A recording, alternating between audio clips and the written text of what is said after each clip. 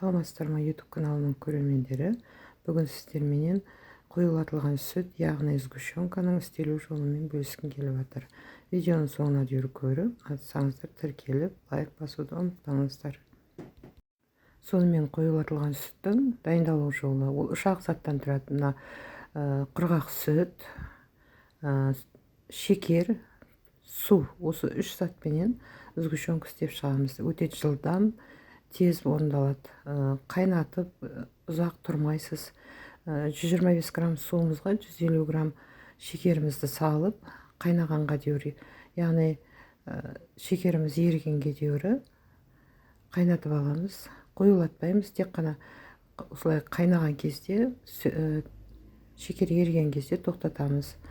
Сонымен оны қайта суытамыз. Қатты суытып жіберуге болмайды, өйткені біздің құрғақ сүтіміз еру керек, пісу керек.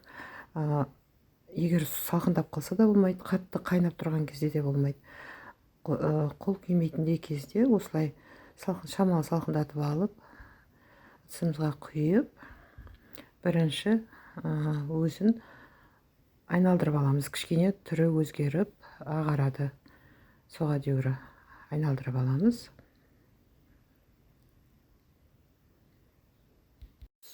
Сосын шетінен кішкене құрғақ сүтімізді бөлімштеп қасықтап сала бастаймыз. Сала отырып қозғаймыз. Өте жылдам орындалады. Бұны бір 10 минутта дайындап алсаңыз болады. Біткеннен кейін ұзартқышқа қойсаңыз, кәдімгідей сгущенка болып шығады.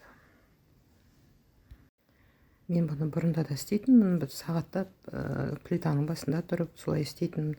Бұл бір өте оңай жол екен. Міне біздің уже қоюлатылған сүтіміз дайын болды. Сироп қазір ыстық болғандықтан бұл сұйық болып көрініп тұр. Бұны қазір банкіге құйып, тоңазтқышқа қойып қоямыз 2 сағатқа. Сол кезде ол қоюланады. 2 сағат қойып тұрса, кәдімгі қоюлатылған сүт болады. Менде осы 360 грамм сгущенка шықты менде.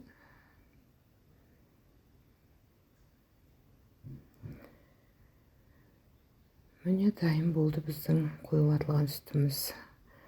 Тортқа, былайша жеуге бола береді, кәдімгі қоюлатылған сүт. Сіздермен бірге болған Лейла. Ұнаса, лайк басып, тіркеліп кетуді ұмытпаңыздар.